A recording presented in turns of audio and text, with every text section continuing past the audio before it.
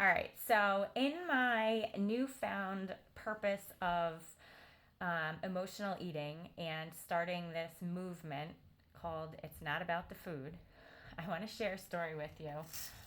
So, I have a client who went to his doctor, and his doctor said, listen, like, you got to lose weight. You can't keep gaining weight. And the guy says, yeah, I know.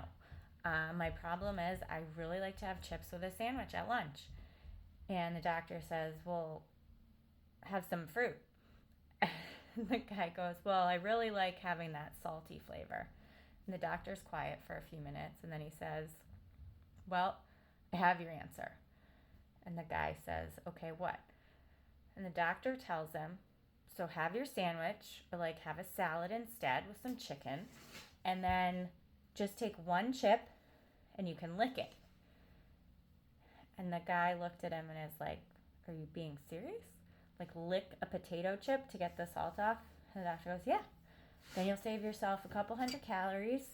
And, chips are really not healthy. You shouldn't eat them anyway. And the guy said, all right, I will try that. And then he went back and he told my friend, he said, so I'm picturing sitting at work at the table with all my coworkers, eating my sandwich, and taking one chip from a Ziploc snack bag and licking it. Do you think that people will think that's okay? And she said, I think you need to talk with Joe. So I heard this story, and while it's I think it's a funny story, it also is it brings to light a larger issue. So, yes, for many of us, we're overweight, we need to lose weight.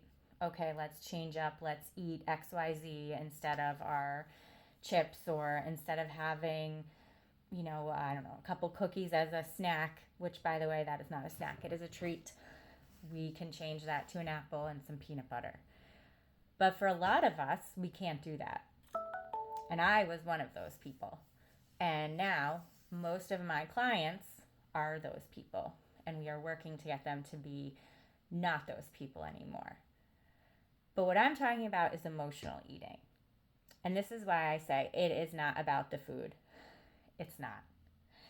It is about that people can actually be physically, emotionally, psychologically addicted to food. I, for 20 years, was physically addicted to sugar. It starts out as a way to sort of like self soothe, right? Like you feel a void, you feel sad, you feel lonely, you turn to food. And eventually, the food takes over, and your brain and your body become addicted to this reaction. And so, what's happening is you might say, like, well, I don't want to buy this candy, I don't want XYZ, but you have no self control.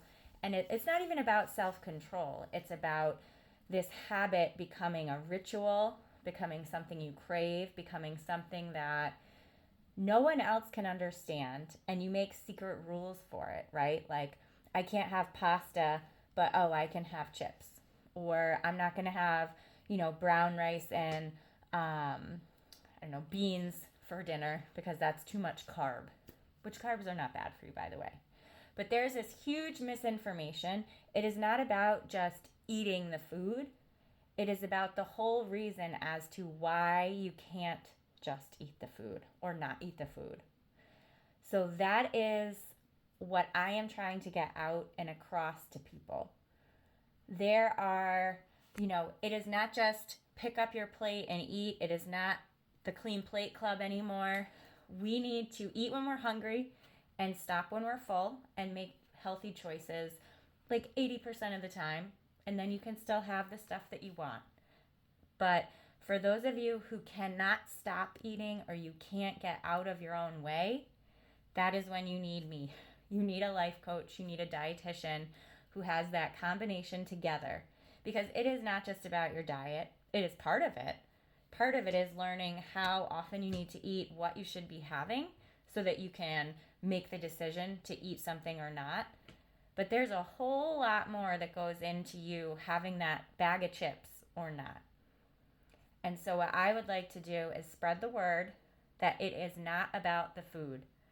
And so if you are someone who is told, just stop eating, just don't do that anymore, but you physically cannot stop, there is help and you are not alone.